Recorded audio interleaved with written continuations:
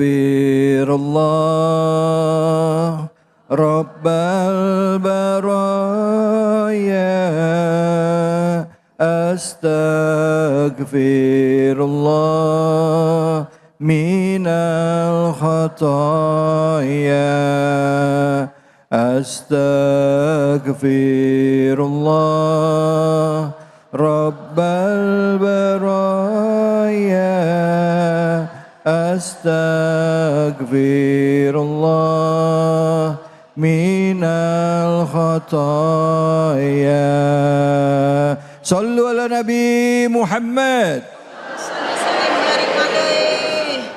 Assalamualaikum warahmatullahi wabarakatuh. Waalaikumsalam warahmatullahi wabarakatuh. Alhamdulillahilladzi bini'matihi tatimmus shalihat. Wassalatu wassalamu ala sayyidina Muhammad wa ala alihi wa ashabihil mujtahidina linusratid dini wa izalatil munkarat. Amma ba'du, pemirsa Cahaya Hati Indonesia dimanapun Anda berada, wabil khusus kepada para guru, ustadz, ustazah, sepuh bini sepuh, jamaah tercinta Masjid Agung Al-Barokah. Betul ya? Walaupun gak kesebut namanya satu persatu, untuk semuanya metik tomat yang ada di taman, buat semur dan soto kaki. Salam hormat dari saya Taufikur Rahman. Semoga semuanya yang hadir terus panjang umur, murah rezeki. Oh, pada ngomong rezeki. Yang ngantuk amin kenceng aja. Insya Allah. Apalagi yang tengah-tengah nih, banyak kerudung merah tak berkacamata. Jangan pernah ada marah di antara kita. Insya Allah. Dah, sepat, gabus, lelek, lohan, cepet, bagus, enggak bertele-tele. Karena jamaah juga udah enggak tahan. Mau ngaji. Kelihatan tuh tempat yang paling lakukan, saya lihat di sini dua. Kalau enggak tiang, senderan. Terusin yang nyender nggak apa-apa. Saya nggak ngomelin, kok cuma ngasih tahu. Ya, baik. Kali ini bahasan kita sangat amat spesial. Surah ke-105, juz ke-30, saya dapat bagian ayat pertama. Begitu ya, Ustaz David ya? Ya, jadi ini jamaahnya kalau boleh saya tahu, hafalnya 30 juz, apa juz 30? Juz 30, semua setengah, depan apa bagian akhir aja? Akhir. Ya Allah ya, mohon maaf ya Bu ya, dari Keranji langsung ke Pelumpang. Cakep. Melihat Bajar ada markisa. Cakep. Urusan ngaji bukan urusan gampang, kalau kita anak-anak nggak belajar nggak bakalan bisa. Ya, cocok? Cocok. Cok, gali cok, galaga cok. Cocok. Nah begitu. Dah, kita terusin ayat pertama yang lagi saya mau bacain. Saya baca dulu. Bismillahirrahmanirrahim. Alam taro kaifa fa'ala rabbuka ashabil fil. Tuh kalau yang pintar ngaji begitu, apa Ustaz David. Ya. Kalau yang nggak bisa ngaji, kadang-kadang lagi puyeng, jadi bukan alam taro kayak apa tuh. Ini kejadian ya. Makanya di sini mah ngaji semua. Yuk kita lihat. Pertama, kalau kita ngaji secara nahunya, ini hamzahnya hamzah istifham. Istifham, pertanyaan. Lam termasuk amil jawazim. Ya, kemudian taro di sini bentuk fiil mudore ya, yang dimana kalau kita lihat makanya tandanya ada tak huruf di awal. Ya, kemudian khitobnya siapa? Karena untuk tunggal, Kanjeng Nabi Muhammad. Alam, apakah tidak? Taro, kamu wahai Kanjeng Nabi Muhammad memperhatikan. Ustadz, Nabi Muhammadnya sekarang udah nggak ada, udah meninggal. Berarti khitobnya buat yang beriman dengan ajaran Nabi Muhammad. Siapa? Ya kita. Apakah kamu tidak memperhatikan kaifa fa'ala, bagaimana bertindak, bersikap sopo robbuka, Tuhan kamu. Bagaimana Allah bertindak menyikapi bi ashabil fil dengan rombongan bergajah. Dalam tafsir Ibnu Katsir menjelaskan, pertama, gajah yang mereka kendarai berjumlah antara 8 ekor atau 13 ekor. Banyak apa dikit tuh? Banyak. Kalau udah di atas 3 banyak udah, Bu. Gitu. Masa 8 dikit, banyak. Coba kalau hadir di Masjid Agung Al-Barokah 13 gajah di depan tuh, penuh dah. Gajah gitu kan. Nah, jumlah pasukannya tidak kurang berjumlah 60.000 orang. Ya, jadi yang lainnya mengendarai kuda begitu. Tujuannya apa datang ke Mekah? Pengen merobohkan Ka'bah. Terjadi negosiasi. Cerita dulu ya Ustaz Taufik ya. Ya, dengan siapa? Dengan orang yang Allah amanati menjaga Ka'bah, yaitu kakek daripada baginda Rasul, Abdul Muthalib. Lantas ini Abraha berdiskusi dengan Abdul Muthalib, kok kamu nggak bimbang, kok kamu nggak takut, aku akan merobohkan Ka'bah. Aku nggak takut sama sekali, kata Abdul Muthalib. Kenapa? Aku justru khawatir dengan ontak-ontak peliharaanku yang kamu sebut bagian tangkep. Aku kemari minta balikin tuh ontakku yang berjumlah kurang lebih 200 ekor ontak, balikin. Kenapa? Yang aku takutkan ini karena aku pemilik ontak, bukan pemilik Ka'bah. Ya salam. Allah. Lantas Ka'bah akan aku robohkan, akan aku hancurkan. Kamu nggak takut? Bro. Nah iya. Ka'bah itu bukan punya aku, tapi Ka'bah ada yang punya. Siapa? Gusti Allah. Jadi kamu mau robohkan Ka'bah, ntar berhadapannya bukan sama aku, berhadapannya sama yang punya Ka'bah. Jadi begitu, siap. Kalau gitu gimana? Oke, silakan.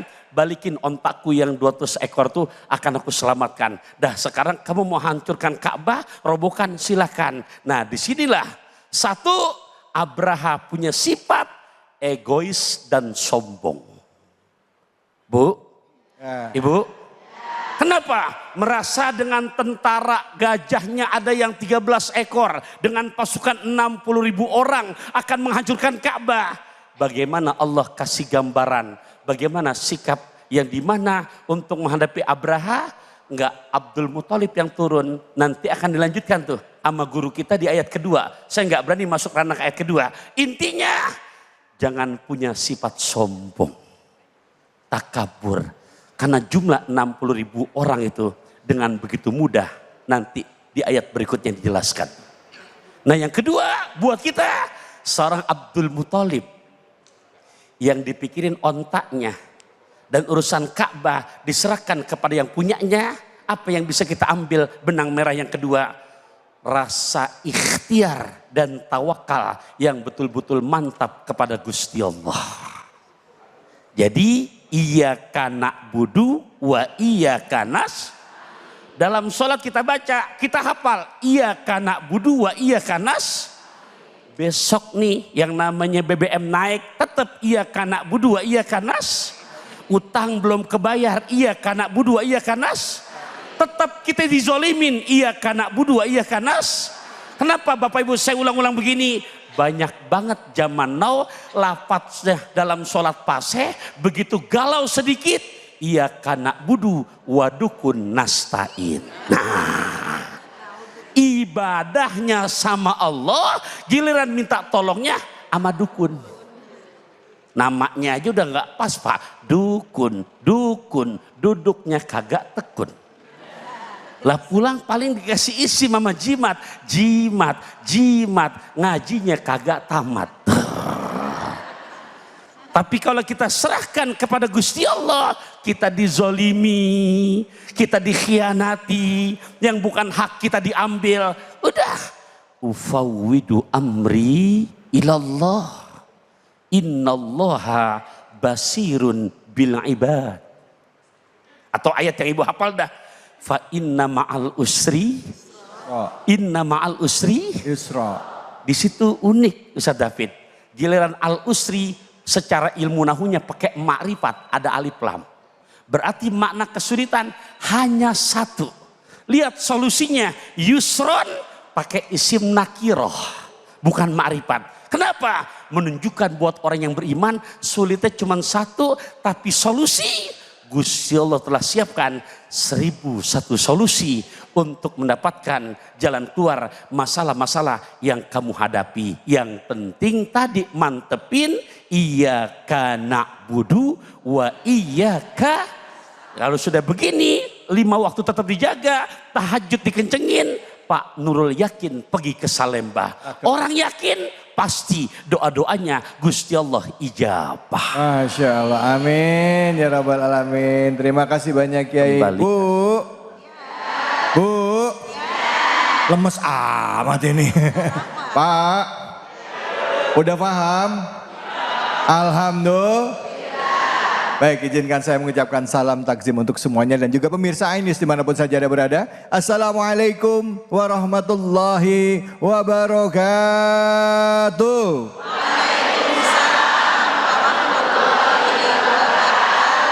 Alhamdulillahirrabbilalamin. Kali ini kita bersilaturahim dalam program Cahaya Hati Indonesia.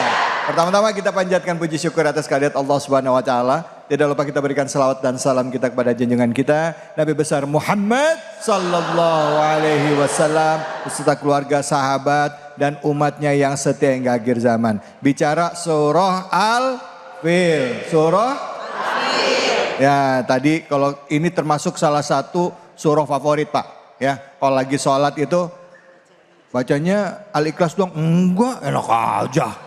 Al-Fil. Surahnya bisa dikenalnya apa? Surah Alam Taro katanya Kiai. Alam Taro kaifa fa'ala rabbuka bi ashabil fil.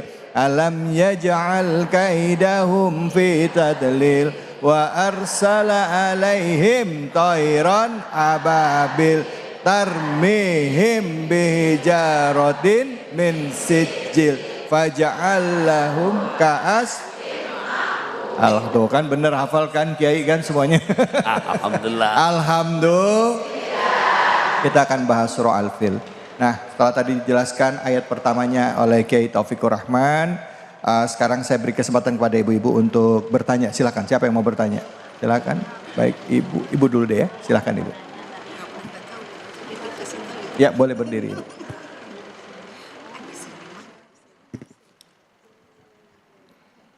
Ya, silakan ibu di sini saja. Assalamualaikum warahmatullahi wabarakatuh. Waalaikumsalam warahmatullahi wabarakatuh. Perkenalkan Kiai, nama saya Hajah Rokaya dari Majelis Taklim Raudatul Ulum Cengkareng, Jakarta Barat. Ya, silakan ibu. Izin bertanya Kiai, mengapa Allah membiarkan orang-orang zalim menikmati hidupnya? Oke, ya itu mengapa Allah membiarkan orang-orang zalim menikmati hidupnya. Ya. Hidup mewah ya, betul. Kaya raya padahal orangnya zalim. Gitu ya Bu ya? Betul. Ya baik, makasih banyak ya Ibu ya. Terima kasih, silakan Kiai. Assalamualaikum warahmatullahi wabarakatuh. Terima kasih pertanyaannya ya Bu Haji dan juga para pemirsa Cahaya Hati Indonesia. Jadi bukan Allah membiarkan, ya. Kalau membiarkan berarti dicuekin aja. Hanya memang bedakan. Ada yang sifatnya itu istidraj. Istidraj itu apa? Satu hadis saya bacakan. Anna Uqbah bin Amir anin Nabi sallallahu alaihi wasallam. Ini buat kita jadi renungan nih. Idza ra'aitallaha yu'til abda minad dunya ala ma'asihi fa inna ma huwa istidraj. Idza apabila ra'aitallaha, kamu hai Taufikur Rahman, bunda, ayahanda melihat kepada hambanya yang dimana kezolimannya makin meningkat. 5 waktu ditinggalkan, puasa Ramadan gak puasa, tapi karirnya makin naik. Ya. Jadi betul-betul maksiatnya tuh super-super tapi juga kelihatan makin sukses. Tanahnya makin ada di setiap tempat, Rumahnya berderet pada bengkilat, mobilnya mentereng pada mengkilat. Ya Rob, duitnya ngitung ampi berlipat-lipat, ampi dandanan bini, alis ampi ngejepat. Nah, justru kata Kanjeng Nabi, itulah yang dipanggil diulur. Istidraj.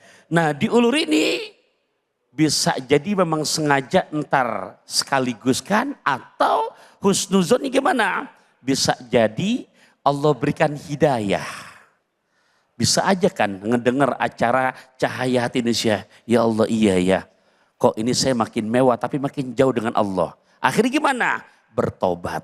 Atau memang gak sama sekali bertobat. Mana contohnya? Nah, yang begitu-gitu contohnya kayak Fir'aun, kayak Korun. Nah, para bunda, jadi nggak ada yang sifatnya lepas daripada pengawasan Allah. Padahal karena Quran secara nasnya surat Al-An'am ayat 160, man ja'a bil hasanati falahu asru amsalihha wa man ja'a bis sayyiati fala yujza illa mislaha. Lihat, wahum la yuzlamun. Siapa yang berbuat kebaikan ada hitungannya, 1 dibalas 10. Siapa yang berbuat keburukan, kemaksiatan, 1 dibalas 1. Dan Allah bukan diam aja. Wahum la yuzlamun. Mereka nggak akan pernah dizolimi oleh Allah Ta'ala. Jadi ditunggu entar sekali betak, ngaudzubillah min dzalik, aram-aram berasa sangat serem banget. Tuh sifat istidraj itu. Ya, baik, alhamdulillah, terima kasih banyak. Kembali kasih. Bu, mau nggak? Apaan mau aja? Pak, ibu-ibu emang gitu baru tanya mau nggak, mau aja. Bu, ya nggak mau dong kita kena istidraj, ya nggak sih Bu, ya. Na'udzubillahi min dzalik. Surah Al-Fil kita belajar dari kesombongan seorang yang bernama Abraha. Raja dari Yaman, ya, yang mencoba menghancurkan Ka'bah, tapi Allah jaga Ka'bahnya. Tapi kita juga akan belajar dari sikap kakek dari Nabi Muhammad, yaitu Abdul Muthalib, yang mana di situ juga memiliki sifat tawakal dalam melakukan ikhtiarnya. Untuk itu kita akan lanjutkan lagi kajian kita, apalagi yang ada di dalam surah Al-Fil ini. Tapi sebelum saya lanjut, saya mau lihat dulu sebuah pertanyaan dari jamaah yang ada di rumah, ya, media sosial. Mereka juga nitip pertanyaan, Ibu, kita baca sama-sama. Ini dia. Assalamualaikum warahmatullahi wabarakatuh, Ustadz.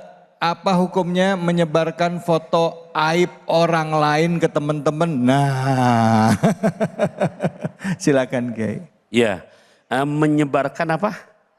Foto aib. Aib. Ya. Pertama, Bunda, diri kita pun, ayahanda, tempat aib kita sangat banyak.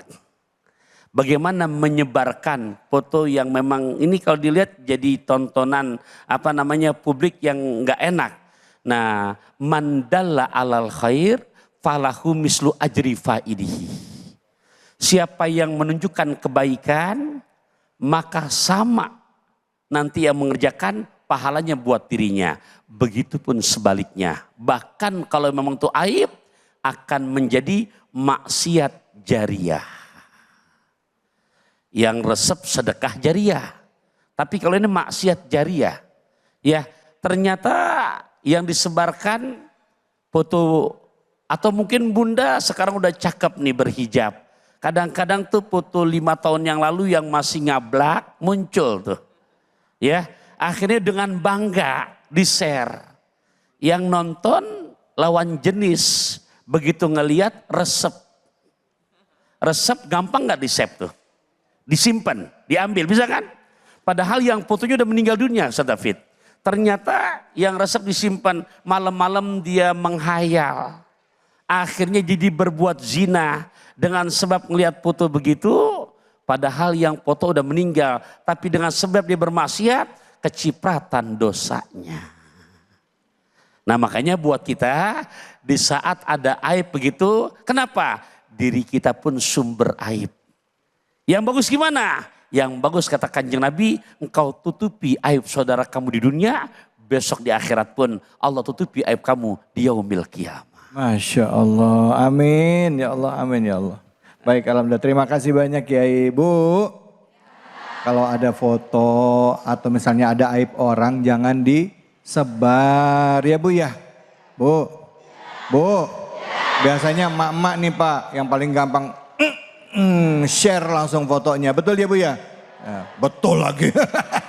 Yang mana-mana kita akan lanjut lagi. Surah Al-Fil kita akan kaji lebih dalam. Hanya di sini, di Cahaya Hati Indonesia. Walhamdulillah wa la ilaha illallah.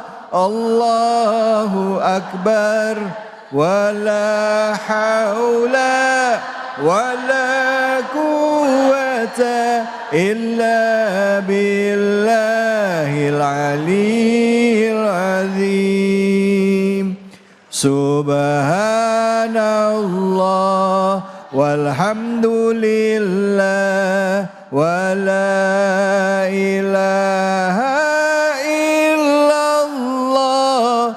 Allahu Akbar wa la hawla wa la quwwata illa billahil aliyyil azim. Sallu ala Nabi Muhammad. Bismillahirrahmanirrahim. Assalamualaikum warahmatullahi wabarakatuh. Waalaikumsalam warahmatullahi wabarakatuh. Alhamdulillah wassalatu wassalam ala sayyidina Rasulillah wa ala alihi wa sahbihi wa mawala wa la hawla wa la quwata illa billah amma ba'd. Bapak-bapak sehat Pak? Udah makan siang Pak? Ibu-ibu udah makan siang? Belum juga. Minta sama Mas David nanti. Baik. Jadi nggak apa-apa. Sama saya juga belum. Jadi Bapak Ibu sekalian dan juga para pemirsa ya Cahaya Hati iNews dimanapun berada yang sedang nonton ya maupun juga yang sekarang di masjid. Tadi guru kita Kiai Taufikur Rahman ya Dr. Taufikur Rahman menyampaikan tentang surah Al-Fil. Beliau melakukan i'rab terhadap ayat pertama surah Al-Fil. Saya ingin menyampaikan, tapi sebelum itu karena tadi Kiai Taufik banyak bercanda, saya bercanda juga ya. Tapi bercandanya sekali nggak apa-apa ya Bu. Nggak biasa bercanda saya sangat serius terus. Jadi ada orang baru masuk Islam Pak. Orang baru masuk Islam. Lalu kemudian diajak setelah sholat fardu, diajak untuk sholat malam tahajud di bulan Ramadan. Apa itu tahajud? Tahajud pokoknya gitu sholat malam-malam rame-rame. Malam hari bukan sholat apa tarawih bukan. Terus sholat sama imam, imamnya baca surat panjang. Dia pegel ini orang baru masuk Islam nih. Sampai udah beres sholat, terus dia nanya sama temannya, itu tadi yang dibaca surat apa sih? Surah An-Naml. Apa artinya surah An-Naml itu? Semut. Semut kok panjangnya kayak gitu.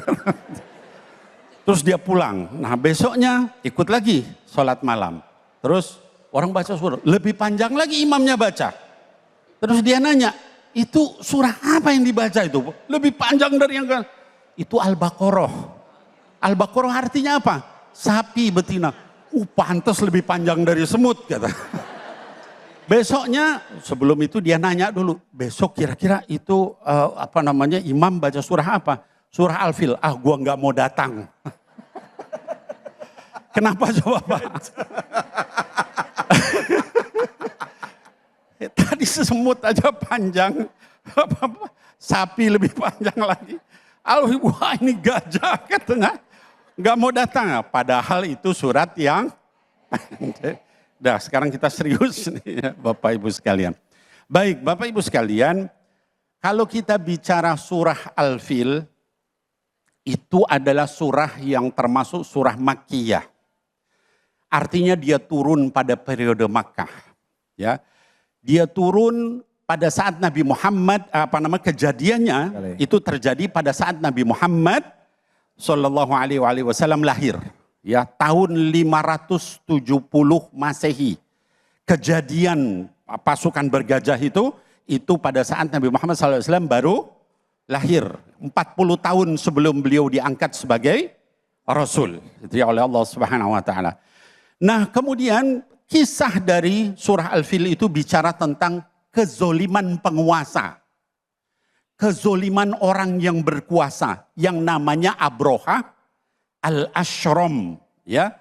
Tadi guru kita sudah menyampaikan ya bagaimana Abroha ya kekejamannya dan sebagainya.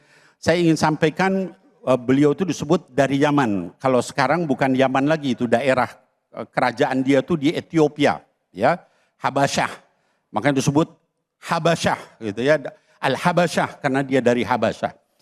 Nah, Abroha ini dia datang ingin menghancurkan Ka'bah. Punya obsesi, ini pemimpin zalim. Ya, luar biasa itu ya. Dia datang mau menghancurkan Ka'bah. Datang sampai ke luaran kota Makkah. Lalu kemudian dia mengutus orang untuk ketemu siapa penguasanya Makkah ini. Ya. Jadi Bapak Ibu sekalian, kalau kita lihat munasabah dengan surah sebelumnya, yaitu surah Al-Humazah, itu bicara tentang kezoliman orang punya duit. Kalau kita mungkin sekarang konglomerat, bayar-bayar proksi untuk bikin kacau negeri. Itu surah Al-Humazah. Kalau surah Al-Fil itu tentang penguasa. Orang korupsi duitnya banyak, segala macam, punya emas berapa? 75 kilo dan sebagainya. Wah, itu kan orang berkuasa itu. Betul apa betul? Nah, itu seperti itulah kekuasaan disalahgunakan, ya. Nah, Abrohah ini datang, ya, kemudian dia ngajak diskusi dengan penguasa Makkah, yaitu Abdul Muttalib, kakeknya Nabi Muhammad Sallallahu Alaihi Wasallam. Ketika berdiskusi dengan Abdul Muttalib, pertama melihat kesan Abdul Muttalib, Abrohah ini segan. Abdul Muttalib ini dikenal memiliki haibah. Jadi dari wajahnya, dari penampilannya itu berkarisma gitu ya, sehingga segan Abrohah ini. Tapi ketika ngobrol, Abrohah nanya, gimana pendapat kamu tentang Ka'bah ini mau saya hancurkan? Ayo kita musyawarah, kalau bisa dengan cara yang tidak perlu perang. Abdul Muttalib malah ngobrolin soal unta milik dia dan unta milik masyarakat Makkah. Langsung turun penilaiannya Abrohah ini. Ini orang kira mau mempertahankan Ka'bah yang mulia, ini adalah tempat mereka ibadah, kok malah ngurusin unta? Jawaban Abdul Muttalib, kata Abdul Muttalib, saya penanggung jawab dari unta saya dan juga unta kaum saya, masyarakat Makkah. Adapun rumah itu ada pemiliknya. Dan tidak ada orang yang berani mengganggu rumah itu, pasti akan berurusan dengan pemiliknya. Lalu kata Abrohah, kamu terus mau apa? Saya akan mengajak seluruh masyarakat Makkah meninggalkan Makkah. Kemana? Ke gunung-gunung di luar Makkah. Kenapa?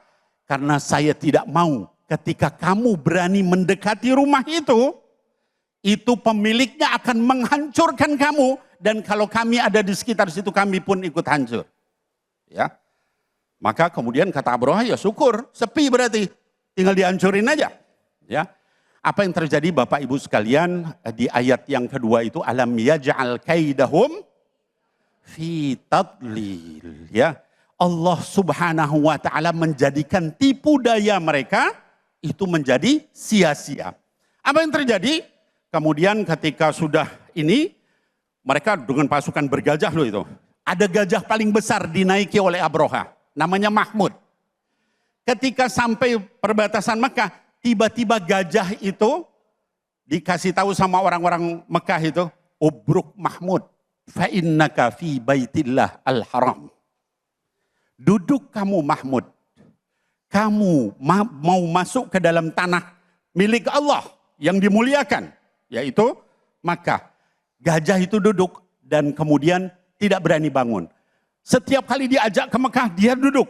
Setiap diajak ke tempat yang lain, dia langsung lari. Artinya menunjukkan dia nggak berani masuk. Dan gajah-gajah lainnya juga nggak berani. Lalu Allah turunkan burung-burung ababil untuk menghancurkan mereka. nanti kisahnya sama Kiai Taufikur Rahman. Barakallahu fikum. Assalamualaikum warahmatullahi wabarakatuh. Waalaikumsalam warahmatullahi wabarakatuh. Terima kasih banyak Habibana Bu. Pak, ada yang mau jadi kayak Raja Abraha? Raja Abraha zalim. Kalau tadi dikatakan sombong sama Ustaz Taufikur Rahman, Habibana mengatakan zalim ya. Ini jadi pertanyaan buat kita semua ya Bapak-bapak Ibu sekalian dan juga pemirsa di rumah. Mungkin kita banyak melihat di dunia ini ya, banyak orang-orang yang diberikan kekuasaan ya oleh Allah ya. Itu tetapi mereka zalim di dalam memimpin, zalim di dalam menegakkan keadilan dan lain sebagainya. Hari ini kita belajar dari surah Al-Fil. Nah, untuk itu dari ayat pertama ayat kedua yang mau bertanya siapa silakan angkat tangannya, silakan. Siapa ini? Mana tadi? Silakan. Orangnya mana? Oh iya, silakan Ibu. Ya.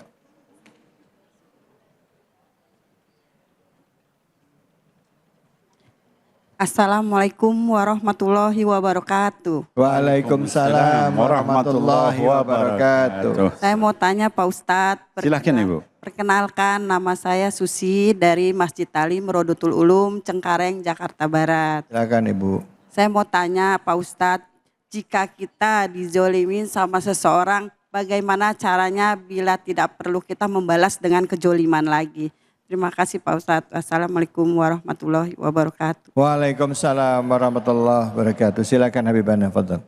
Iya baik, bismillahirrahmanirrahim. Rabbi syrah li sadri wa yassir li amri wahlul 'uqdatan min lisani yafqahu qawli. Ibu yang bertanya dan juga mewakili semuanya termasuk para pemirsa yang ada di rumah saat ini. Anak-anakku sekalian, para remaja, para pemuda-pemudi. Jadi kezoliman itu jangan dibalas dengan kezoliman lagi. Ya, ada satu hadis sahih yang diriwayatkan oleh Imam At-Tirmidzi dan juga Imam Abu Daud, kata baginda Nabi sallallahu alaihi wasallam, wala takhnu man khanaka. Jangan kamu balas khianat kepada orang yang khianat sama kamu. Artinya apa? Orang tuh kalau berbuat buruk itu jangan kita balas dengan keburukan. Maka para ulama membagi manusia itu ada tiga tingkat menghadapi keburukan orang lain. Yang pertama kata para ulama adalah orang-orang zolimin. Orang-orang zolimin ini adalah orang yang kalau dizolimi orang dia membalas dengan kezoliman lagi. Misal ibu-ibu sekalian ya, ada orang yang misalnya berkata, mohon maaf saya menyebutkan, ada orang yang berkata kepada kita, kamu ini bodoh seperti kerbau. Ya. Lalu dia jawab lagi, oh kamu. Dia nyebut binatang yang menggonggong. Saya nggak bisa nyebut namanya ya. Itu kan lebih jahat dari yang tadi. Ya. Atau dia nyebut binatang lain yang B1, B2 itu. Ya. Wah, itu menunjukkan orang zolim. Ya. Dan itu yang dilarang di dalam hadis tadi. Ya. Di dalam hadis lain dikatakan, ittaqu adz-dzulma fa inna adz-dzulma dzulumatun yaumal qiyamah. Hadis yang diriwayatkan oleh Imam Muslim dalam sahihnya. Kata baginda Rasul SAW, takutlah kalian untuk berbuat zalim. Karena zalim itu menggelapkan wajah kalian di hari kiamat nanti. Dalam hadis lain, Allah Subhanahu Wa Taala akan membalas kezaliman itu, walaupun yang dizalimi orang kafir. Wa in kana kafiran. Walaupun dia orang kafir, kita zalimi, Allah balas kita. Ya, jadi jangan kita ini.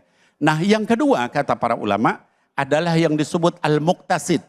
Muktasid ini orang kebanyakan, orang biasa. Yang artinya apa? Kalau dizolimi dia balas lagi gitu. Ya, kamu ini bodoh kayak kerbau. Yang kerbau itu kamu, bodoh itu kamu. Itu kan samanya berarti ya Bu. Ya, di dalam boleh nggak kalau kayak gitu? Ya kalau dibilang boleh sih boleh. Ya, di dalam Quran dikatakan fajaza'u sayyi'atin sayyi'atum mithluha. Ya, kalaupun kalian mau membalas, maka balaslah dengan yang sama, jangan lebih. Ya, balaslah dengan yang sama. Tapi sekali lagi itu orang kebanyakan, ya, mayoritas gitu ya. Lalu yang ketiga kata para ulama adalah yang disebut al-muhsinun. Al-muhsinun ini adalah orang yang kalau dia dizalimi dia membalas dengan kebaikan. Ya, misalnya di dalam Quran dikatakan wal kadhiminal ghaid, dan orang yang suka menahan amarahnya. Wal afina 'anin nas, dan dia suka memaafkan orang lain. Wallahu yuhibbul muhsinin. Ada satu kisah dari salafus saleh yang menyatakan ada seorang namanya Imam Ja'far yang mengalami itu. Dia kata kadhiminal ghaid, dia tahan marahnya. Wal afina 'anin nas, saya maafkan kamu. Wallahu yuhibbul muhsinin, saya merdekakan kamu. Itu hamba saya yang zalim sama dia dimerdekakan. Mudah-mudahan kita termasuk yang demikian. Amin ya Allah. Amin amin ya rabbal alamin. Ya Allah Habibana, ini kita mendengar sumber ilmu ya Bu ya, bahwa tadi dari ayat yang pendek yang menjadi sebuah pertanyaan tapi dijelaskannya begitu banyak dan jelas buat kita konkret. Terima kasih banyak Habibana. Silakan ada lagi yang mau bertanya, angkat tangannya. Ada lagi? Oke, sabar. Kita akan lanjut lagi ya kajian kita surah Al-Fil hanya di sini di Cahaya Hati Indonesia. Allah wa ni'mal wakil, ni'mal maula wa ni'man nasir. Hasbunallah wa ni'mal wakil, ni'mal maula wa ni'man nasir. Hasbunallah wa ni'mal wakil, ni'mal maula wa ni'man nasir. Hasbunallah wa ni'mal wakil, ni'mal maula wa ni'man nasir. Sallu ala Nabi Muhammad. Pemirsa Cahaya Hati Indonesia, ngajak nyonya ke pasar ikan, pembahasannya kita lanjutkan. Masih semangat gak? Semangat. Siap lanjut? Lanjut. Kue cucur, kue cincin. Cakep. Meluncur ciin. Selingan Bapak Ibu ya. Namanya udah ngaji, saya resep Pak. Kalau udah ngaji begini ibu-ibu udah ketawa, resep. Kalau udah ketawa gitu sama utang juga lupa dia. Ayat ketiga. Betul ya? Bismillahirrahmanirrahim. Wa arsala alaihim tayran ababil. Wa arsala, dan mengutus. Sopo Gusti Allah. Ya. Jadi di mana-mana fi'il harus ada fa'il. Wa arsala untuk siapa? Alaihim, untuk menghadapi mereka. Yang tadi di segmen awal saya singgung, bayangkan 60.000 pasukan. Yang paling depan dengan pasukan bergajah, di mana ahli tafsir menyebutkan, ada yang menyebutkan 8 ekor gajah, ada yang menyebutkan 13 ekor gajah. Ya, Allah mengutus buat ngadepin mereka, ya Allah nggak perlu turun tangan. Karena mau menghancurkan Ka'bah, sementara Ka'bah itu bukan punya Abdul Muthalib, punya Gusti Allah. Allah pun gak perlu turun tangan, ditutuslah toiran ababil, rombongan burung yang sangat kecil. Tapi begitu menjatuhkan, di mana batu-batu yang berasal dari neraka itu langsung tembus. Gajah segitu gedenya, batu jatuh langsung. Dan bukan hanya 13 ekor, semuanya. Ya Allah, maka reaksinya ngelihat Teletubbies ngemil rambutan nyonya. Cakep. Habis semuanya. Apa yang bisa kita ambil dari pelajaran ini? Yuk, jangan pernah tidak mengikut sertakan Gusti Allah. Ustadz saya kan pinter. S1 saya, S2 saya, S3 saya, ijazahnya asli. Ya kan kuliah. Iya benar. Jadi asli, betul apa enggak? Betul. Saya S1, saya S2, saya S3. Hati-hati, kebanyakan S beku. Lah coba. Tetap sepinter apapun, biar katanya gelarnya udah belerot. Ingat, kita manusia yang doib, yang tetap nempel di hati. La haula wala quwata illa billahil aliyil azim. Tuh lihat. Pejabat-pejabat di tahun 2026 sekarang. Ada yang ngajarin kalau mau pinter minum kopi. Minum kopi, ngitung dah. 10 tambah 2 jadi 13. Kan cuma di 2026 Pak. Ada 10 tambah 2 jadi 13. Nah, maksudnya gimana? Kalau Allah lagi mau bikin lupa, ya Allah kecil, mudah, gampang. Di sini pelajaran buat kita, jangan tersimpan di hati. Kalau takabur itu perbuatan, jangan takabur dulu di hati. Apa? Ujub. Ujub itu apa? Ujub merasa diri paling. Tuh. Ini kalau sudah merasa diri paling ini celaka. Merasa paling kaya. Merasa paling cantik. Merasa paling ganteng. Merasa paling pinter. Sementara kalau kita lihat dalam Al-Quran yang paling pinter luar biasa. Mana? Guru dari malaikat yaitu yang dari api. Namanya kalau saya baca dalam kitab Imam Ghazali, namanya Sirajut Tolibin, Sarah Minhajul Abidin, nama aslinya bukan iblis. Karena gurunya para malaikat, namanya luar biasa, Al-Arif Billah, hamba yang bijaksana. Di surah ke-7, juz ke-8, ayat 11-12, ini saya bacain enggak, karena tinggal 3 menit lagi. Iya, tapi saya bahas. Allah ciptakan produk yang ketiga yang dari tanah, Nabi Adam. Lantas Allah minta sama yang dari api, sama yang dari cahaya. Apain? Tolong sujud hormat sama yang dari tanah. Malaikat yang dari cahaya pada sujud Pak, hormat. Kayak kita lagi pengibaran bendera merah putih tuh, 17-an. Hormat, bukan nyembah kain merah putihnya, bukan. Tapi di balik merah putih, Pak, 3,5 abad Belanda ngejajah kita. Betul apa enggak? Di balik merah putih, nggak sedikit Bu, ya Allah 3,5 tahun Jepang menjajah kita. Menghormati para pejuang. Nah ternyata yang dari api ogah, Allah nggak langsung ponis hukum. Ditanya dulu di ayat ke-12. Qala ma mana'aka alla tasjuda iz amartuk. Apa sih yang menyebabkan kamu ogah menjalankan perintahku untuk sujud hormat sama Nabi Adam? Dia jawab, qala ana khairun minhu. Gue lebih the best dari dia. Aku lebih hebat dari dia. Aku lebih pintar dari dia. Aku lebih senior. Ya bocah kemarin. Sunatnya aja gua gendong. Ucapan begitu ucapan tawadu apa takabur? Kabur. Ana khairu minhu disebutkan khalaqtani minan nar, aku dari api, yaitu mah bocah kemarin dari tanah.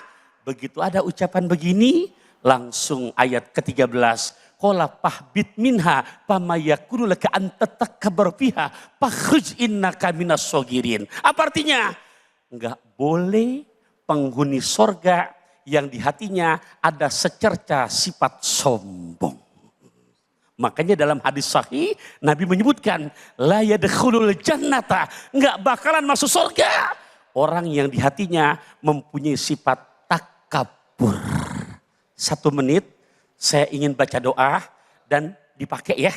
Ini boleh dilihat dalam kitab yang dikarang oleh Syekh Jainuddin bin Abdul Aziz Al-Malibari, nama kitabnya Irsyadul Ibad, buka bab tentang takabur dan tawadu. Di bagian akhir beliau kutip doa Nabi ini. Yuk ikutin. Allahumma rzuqni at-tawadu'ah warfa'ni bihi makanan aliyah. Kita terjemahkan ayah bunda. Allahumma rzuqni. Ya Allah, berikan rezeki kepadaku.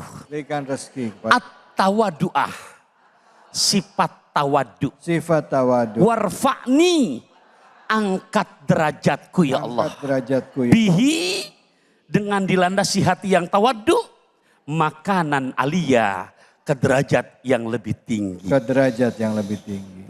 Jadi apapun pangkatnya, menjadi ustadz besar, pejabat besar, karena di hati nempel, ya Rob, resep ngeliatnya. Habis wudhu minum teh hangat, akhlaknya tawadu banget. Salam, makasih banyak Kiai. Kasih. Bu, udah hafal doanya? Ayo angkat tangannya semua. Ya, apa bacanya? Iya.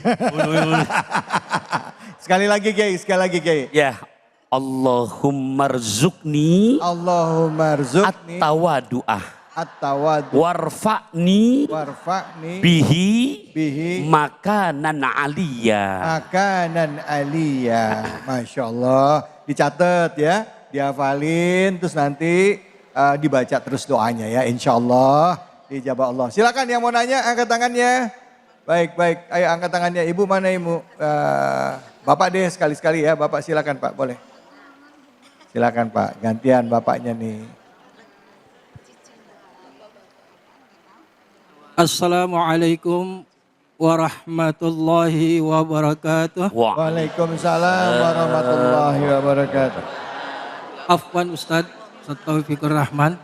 Saya Pak Bahwani, jamaah di Masjid Al-Barokah ini. Saya mau bertanya Ustadz. Silakan. Ya. Pertanyaannya sih simpel. Yang pertama dan yang terakhir, bagaimana agar kita merasa yakin dengan pertolongan Allah Subhanahu wa taala ketika permasalahan hidup kita tidak ada jalan keluarnya, solusinya. Bagaimana caranya kita merasa yakin dengan pertolongan Allah? Ya itu cukup Ustaz ya. Terima kasih. Assalamualaikum warahmatullahi wabarakatuh. Waalaikumsalam warahmatullahi wabarakatuh. Ya, langsung ya Ustaz David ya. Pertama, bukan orang beriman kalau enggak Allah uji dengan segala macam ujian. Ustadz, konsep ujian di mana? Lihat surat kedua, juz kedua ayat 155 sampai 157. Itu ujian kita tuh. Wala nabluwanakum bisyai'in minal khauf wal ju' wa naqsi minal amwal wal anfus wa thamarat wa basyiril sabirin. Nah, gimana biar berasa Allah berikan solusi? Yuk kita lihat surah kedua ayat 152 dan 153. Allah panggil loh. Apa panggilan Allah? Bismillahirrahmanirrahim. Fadkuruni azkurkum waskuruli wala takfurun. Ya ayyuhalladzina amanu ista'inu bis sabri was salah. Innallaha ma'as sabirin. Bapak Ibu, ini janji Quran ya. Ingat, bukan janji pilkada. Karena kalau pilkada beda tipis sama pilkabe. Apa bedanya sama pilkabe? Ibu lupa jadi. Pilkada banyak kan begitu jadi. Nah, kan lupa 6 tambah 10 jadi 17 tuh. Oke, nah di Quran ini karena waktunya udah habis Ustaz David, Allah panggil. Dan di saat kita pakai, tapi tolong sholatnya nggak terburu-buru, bisa berjamaah. Saya simpulkan dengan 2 pantun deh. 1, berpangku tangan, kaki dilipat, naik kereta berbekal coklat. Ketenangan yang kita dapat di saat kita menjaga perintah sholat. Beli korma rasa coklat bagi besan orang Empang. Kau istiqomah menjalankan sholat, pasti segala urusan Gusti Allah buat gampang. Insyaallah, amin. Ya Allah, mudah-mudahan Allah mudahkan setiap urusan kita ya. Amin. Kiai, ada satu pertanyaan Kiai. Kalau dikatakan bahwa Allah itu maha adil ya, gitu ya. Allah maha adil. Tapi dalam hidup ini kita seringkali melihat, walaupun dikatakan ini istidraj ya Kiai ya, orang yang zalim tapi kelihatan sukses. Kita yang taat beribadah tapi hidupnya susah banget ya. Nah, bagaimana caranya kita bisa ridho sama ketentuan Allah melihat kita? Karena dalam hati perasaan ngedumel ada. Akhirnya apa? Akhirnya ibadah kita jadi maaf ya Kiai ya.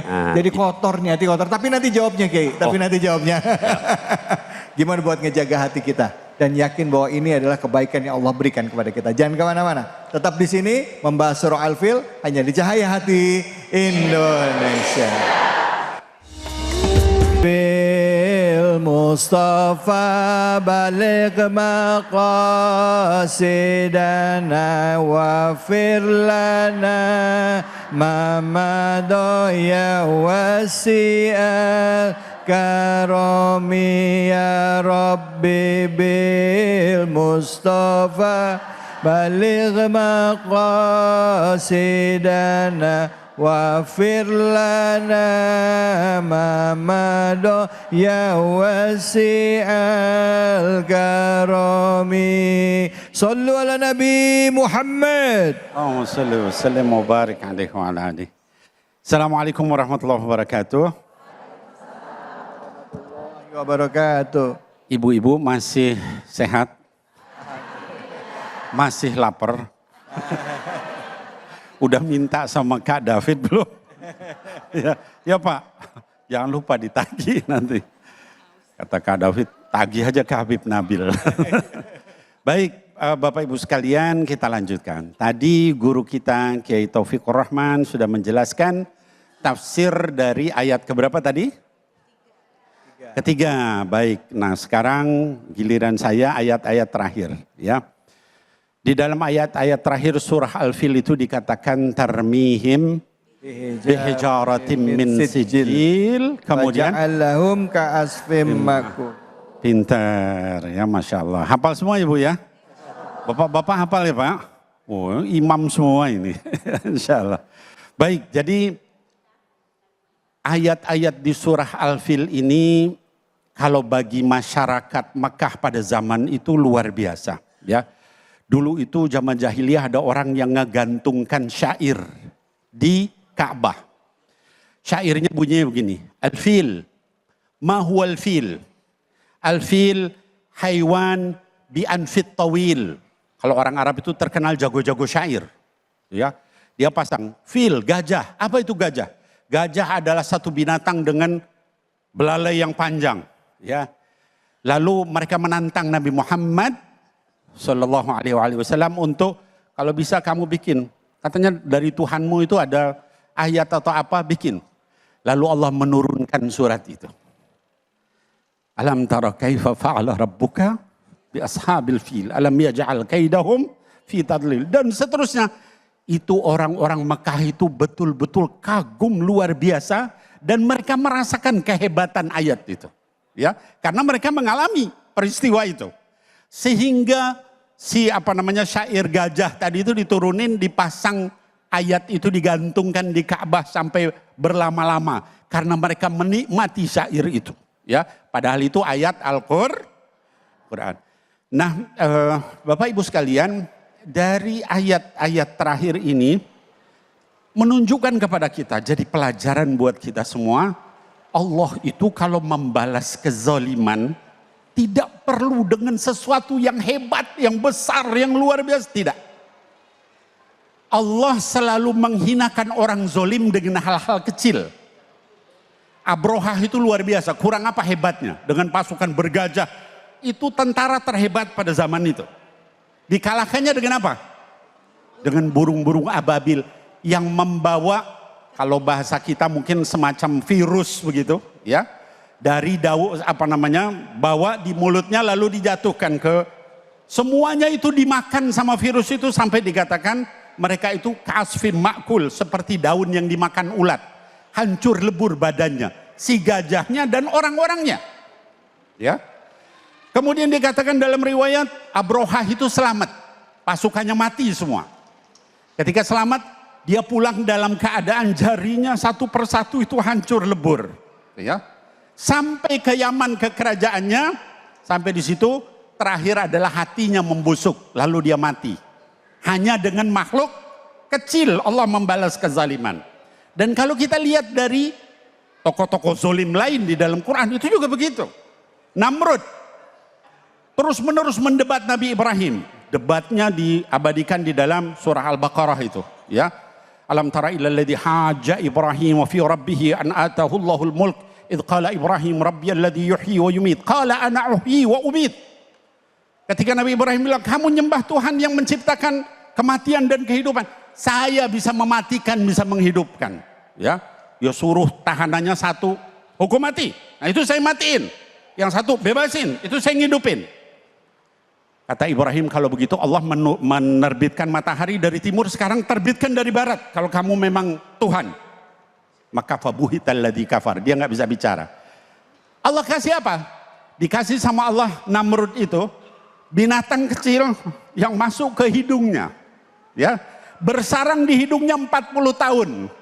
Dan setiap kali dia sakit dia harus mukulin kepalanya, dihinakan sama Allah. Kecil, ya. Sampai akhirnya dia mati karena sering mukulin kepalanya. Itu Namrud. Tadi siapa? Abroha. Lalu Fir'aun. Dikasih apa sama Allah?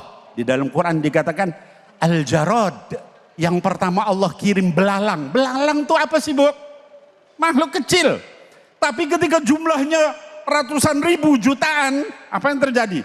Semua bahan-bahan tanaman di situ mati semua. Gak bisa makan dia. Minta sama Nabi Musa, didoain sama Nabi Musa berhenti. Lalu jahat lagi, dikirim lagi wal kummala. Tahu kummal? Kummal itu kutu, kecil kan Bu kutu.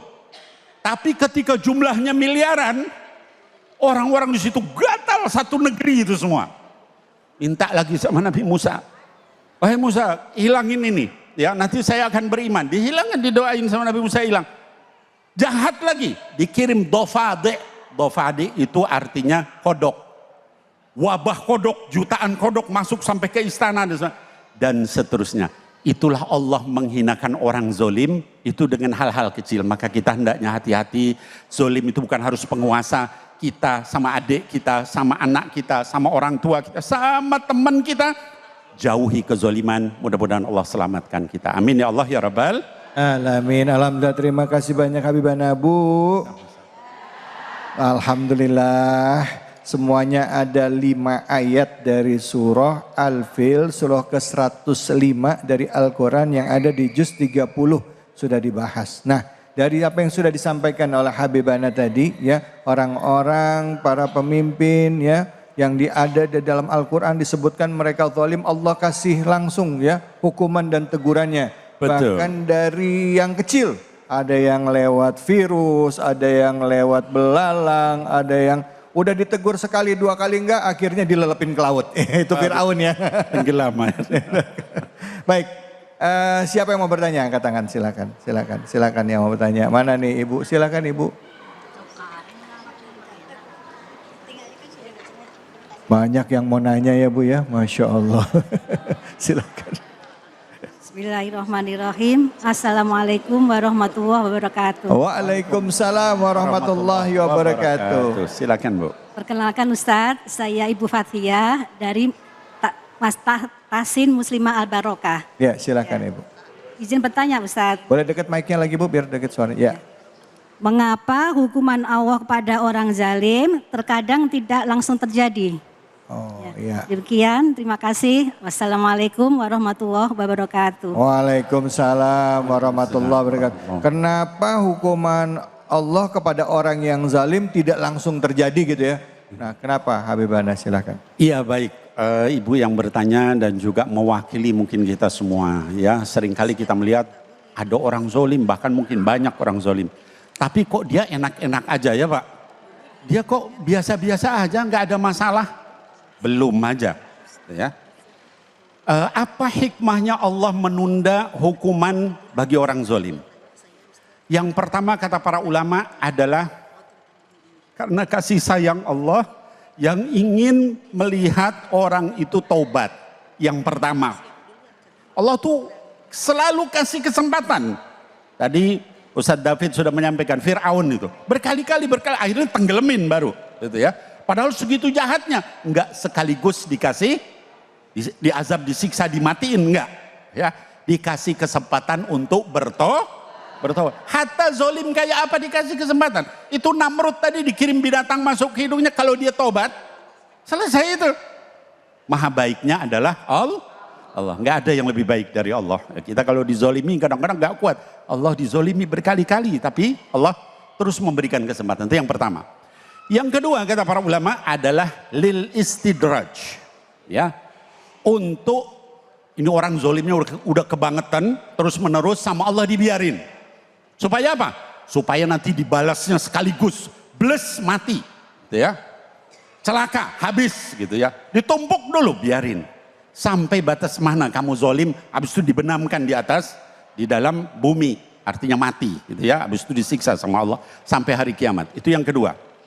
Yang ketiga, kata para ulama adalah supaya memberikan kesempatan bagi orang yang dizolimi untuk sabar. Untuk makin kuat, untuk makin dekat sama Allah. Dan yang keempat, karena ada irodahnya Allah. Seperti Israel. Israel, saya nggak nyebut Israel, Israel. Nah itu dia, kenapa dibiarin begitu? Karena nanti nunggu adanya Imam Mahdi. Nunggu supaya seluruh dunia tahu kejahatannya. Baru nanti kemudian diazab sama Allah. Wallahu a'lam bishawab. Insyaallah. Terima kasih banyak Habibana, Bu. Sama-sama. Kita melihat sesuatu kalau sesuai dengan keinginan kita pengennya cepet-cepet aja ya Bu ya. Artinya kalau ada orang jahat cepat dibalas ya Allah gitu ya. Kalau misalnya kita maunya ngeliat, gitu. Iya maunya gitu. Kita ngeliat kezaliman sekarang yang ada di Palestina ya. Kenapa kok Allah nggak langsung aja hancurkan mereka ya? Kenapa? Tapi kita coba cari ada apa di balik ini yang Allah sebenarnya ingin kita belajar. Atau Allah ingin kita melihat ya apa yang sebenarnya terjadi di sana. Sambil kita menunggu nanti ke depannya seperti apa. Jangan kemana-mana. Masih banyak sebenarnya akan kita bahas dari soal Al-Fil. Dan juga masih banyak hal-hal di dalam kehidupan kita yang mungkin nanti ibu-ibu, bapak-bapak bisa tanyakan juga. Dan juga seluruh pemirsa yang ada di rumah. Jadi jangan kemana-mana. Tetap di sini di Cahaya Hati Indonesia. Wa agrijna min bainim salimin wa ala alihi wa sahbihi ajma'in. Sallu ala Nabi Muhammad. Orang zalim pasti ada di sekitar kita. Kadangkala kalau kita melihat orang lain zalim, kita juga harus pandai-pandai melihat diri kita di depan cermin. Apakah kita juga termasuk orang-orang yang melakukan kezaliman buat orang-orang di sekitar kita. Mudah menunjuk tapi lupa bagi kita dan agak sulit untuk menunjuk diri sendiri. Nah hari ini kita melakukan introspeksi diri kita, belajar dari kisah-kisah yang ada di dalam Al-Quran dan khususnya kita bicara mengenai surah Al-Fil, ya Al-Fil atau surah. Di mana di sini kita bicara tentang orang yang zalim dengan kekuasaannya menghancurkan Ka'bah, tapi atas kekuasaan Allah, Allah yang hancurkan semuanya karena kesombongan mereka. Baik, untuk itu saya berikan kesempatan kepada ibu-ibu untuk bertanya bapak-bapak, tapi sebelumnya saya mau nanya dulu sama Ustadz Taufikur Rahman. Ustadz, ngomongin orang zalim Ustadz, ya. Kan tadi udah dibahas ya. Iya, dia kena istidraj. Iya, dia zalim, tapi hidupnya makmur terus. Sedangkan kita yang rajin ibadah, rajin sholat, bahkan hidupnya jujur, kenapa hidupnya makin belangsak secara ekonomi. Ini bahasa Betawi ya gitu. Nah, gimana caranya bagi diri kita secara keimanan kita, memantapkan keimanan kita supaya kita nggak iri hati, kita nggak dengki dan kita nggak ngerasa lelah dalam beribadah. Yakin bahwa ini adalah ketentuan Allah dan yang ini terbaik dari Allah. Gimana Kiai? Silakan Fadol. Izin ya Habibana. Ya. Pertama, di saat hati kita masih ada rasa kepo dengan urusan orang, itu kita belum termasuk dikatakan mukmin sejati. Ya, kenapa? Saya jawab dengan cerita yang dikutip oleh Syekh Nawawi Al-Bantani. Dalam salah satu karya kitab beliau yang bernama Nasuhul Ibad, pada makalah yang 3 makalah gitu, di situ Nabi pulang subuhan berjamaah, lantas begitu perjalanan pulang ketemu dengan sekelompok para sahabat. Nabi beri salam, dijawab sama sahabat salam Nabi. Nabi nanya, kaifa asbahtum fi hadas sobah? How are you? Understand? Yes. Kabarnya bagaimana pagi ini? Mereka jawab tuh dalam hadis itu. Apa jawaban para sahabat? Ya Rasulullah, asbahna mu'minina billah. Cakep banget jawabannya. Kata para sahabat, ya Rasul, pagi ini kabar kami dalam kondisi beriman kepada Allah. Nabi langsung tanya, kalau antum pede ngatakan beriman sejati kepada Allah, wa ma alamatu imanikum. Ciri-cirinya apa? Kata Nabi itu nanya. Sahabat jawab, ya Rasul yang pertama, nardo bil qada. Kami selalu ridho ya Rasul dengan ketetapan takdir yang Allah berikan kepada kami. Terus apa lagi? Wa nasbiru alal bala, kami selalu sabar dengan bentuk ujian yang selalu Allah uji begini macam ujiannya. Dan yang ketiga kata Nabi, kata sahabat nih, wa naskuru ala rakha, kami selalu bersyukur dengan apapun banyak dikit yang Allah berikan kepada kami. Allah. Begitu sahabat jawab begini, Mas David, Ibu Bapak, Nabi langsung tuh deketin sahabat sambil inilah bahasanya ke punggungnya. Antum benar-benar iman yang sejati. Allah. Nah berarti kalau kita masih kepo sama urusan orang, kayaknya dia rajin ibadah tuh. Mohon maaf, kayaknya dia rajin ibadah. Kok susah? Berarti inti masih belum iman sejati. Allah. Gitu. Jadi kalau masih suka kerjaan ngintip status, ngintipnya boleh, tapi kadang-kadang begitu ngintip orang yang healing dia yang pusing. Nah. Jadi walaupun demikian termasuk dengki juga dong ya. Lah iya. Termasuk dengki juga, walaupun itu orang zalim, kita dengki sama orang zalim juga termasuk dengki ya. Paling enggak diri kita juga tempatnya aib. Allah. Ya cukup kita doain. Allahu Akbar. Terima kasih banyak ya. Terima kasih, mudah-mudahan bermanfaat ya Bu ya. Bu. Jangan kebanyakan nonton atau lihat medsos ya. Melihat orang lain langsung, ini kan orangnya gini nih, beli mobil lagi. Silakan, ada lagi yang mau nanya Ibu, silakan Ibu, baik.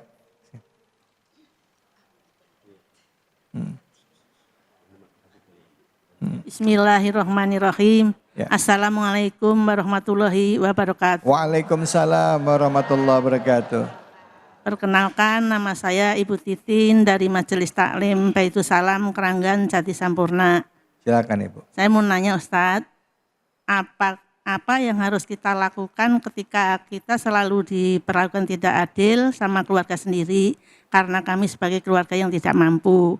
Misalnya kalau sewaktu saya minta pertolongan atau bantuan selalu dicuekin gitu loh.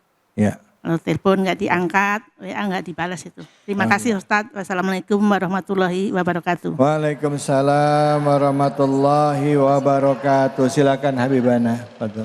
Izin Kiai. Masyaallah, astagfirullahaladzim. Bismillahirrahmanirrahim. Rabbi syrah li sadri wa yassir li amri wahlul 'uqdatan min lisani yafqahu qawli. Ibu yang bertanya dan juga ini mungkin mewakili yang lain yang merasa dizolimi atau pernah dizolimi atau sedang dizolimi, ya. Bagaimana kita menghadapi orang zolim seperti itu? Ya, sementara kita nggak punya kemampuan, tadi dikatakan kita orang nggak mampu dan sebagainya. Ada 3 rumus yang bisa kita lakukan. Pertama adalah hendaknya, ini yang pertama paling utama, yaitu apa? Berdoa kepada Allah Subhanahu wa Ta'ala. Di dalam hadits kata baginda Rasul sallallahu alaihi wasallam, ittaqu da'watal madlum. Takutlah kalian terhadap doa orang yang dianiaya. Karena antara dia dengan Allah tidak ada hijab, tidak ada batasan. Langsung didengar sama Allah Subhanahu wa Ta'ala walaupun itu orang kafir. Jadi doa itu silatul mu'min, ya. Silah al-mu'min. Jadi senjatanya orang mukmin, yaitu kita berdoa sama Allah minta supaya kita dihilangkan dari kezoliman itu. Nomor 1, ya. Yang kedua apa? Kata para ulama, kalau mampu lakukan izalatul mungkar. Hilangkan kemungkaran itu. Misalnya contohnya apa? Kita lihat ada orang lain dizolimi, ada anak membuli anak yang lebih kecil. Kalau kita misalnya punya kemampuan, kata Nabi SAW, maka lakukan dengan biadihi, dengan tangan kita. Jangan begitu. Jangan dibiarin orang zolim. Ya, lakukan dengan kekuasaan, dengan tangan kita. Ya. Yang kedua, kata baginda Rasul SAW, kalau tidak mampu biadihi fabilisani, maka dengan kata-kata, enggak boleh gitu. Ya, kalau kita mampu dengan lisan, sampaikan lisan. Harus. Kalau kita mampu jangan diam. Ya, nanti jadi setan bisu. Ya. Nah kemudian yang ketiga kata para ulama kalau tidak mampu yaitu dengan hati dan itu yang paling rendah dari iman. Tapi sekali lagi yang terakhir juga hendaknya kita muhasabah diri. Jangan-jangan kita pernah zolim sama orang maka kemudian sama Allah dibalas zolim juga dizolimi sama orang lain. Wallahu a'lam bishawab. Baik, alhamdulillah Pemirsa, bahasan kita begitu banyak ya. Tadi kita dari surah Al-Fil yang hanya 5 ayat ternyata berkenaan dengan kehidupan kita sehari-hari. Ada yang tadi menyebut dirinya sendiri, ada yang keluarga, ada pemerintahan, ada negara, contoh dari pemimpin-pemimpin. Nah, bagaimana kita menjalankan kehidupan kita sehari-hari? Tentu di penghujung acara ini sama-sama kita akan dengarkan muhasabah dan juga doa bersama dengan guru-guru kita. Semoga ini menjadi kebaikan bagi kita. Silakan Habibana Habib Nabil Fadl, silakan. Baik, Bapak Ibu sekalian, hadirin wal hadirat, yuk kita berdoa kepada Allah, kita tundukkan hati kita kepada Allah. Kita berdoa buat kita, buat keluarga kita, buat bangsa dan negeri ini. Mudah-mudahan Allah Subhanahu wa taala jauhkan dari kezoliman lahir maupun batin. Amin ya Allah ya rabbal alamin. Amin. Allahumma ya muqallibal qulub tsabbit qulubana ala dinik wa ya musarrif qulub sarrif qulubana ala taatik. Ya Allah yang maha membolak-balikkan hati seluruh manusia. Amin. Balikkan hati kami, keluarga kami, masyarakat kami, pemimpin-pemimpin kami ke dalam agamamu yang kau ridhoi ya Allah. Amin. Ya Allah yang maha membimbing hati seluruh manusia. Bimbing hati kami, keluarga kami dan pemimpin-pemimpin kami dan seluruh masyarakat di negeri ini untuk taat kepadamu ya Allah. Amin. Allahumma rabbana atina fid dunya hasanah Amin. wa fil akhirati hasanah wa qina adzabannar. Sallallahu ala habibika sayyidina Muhammadin wa alihi wa sahbihi ajma'in wa sallim walhamdulillahi rabbil alamin. Amin amin ya rabbal alamin. Alhamdulillah rabbil alamin. Semoga Allah berikan keberkahan bagi kita semua. Saya David Halik undur diri. Fattaqullaha mastata'tum billahi fisabil haq fasabiqul khairat. Wallahul muwaffiq ila aqwamit thoriq wa billahi taufiq wal hidayah. Assalamualaikum warahmatullahi wabarakatuh. Salatullah salamullah ala taha rasulillah. Salatullah salamullah ala yasin habibillah tawasal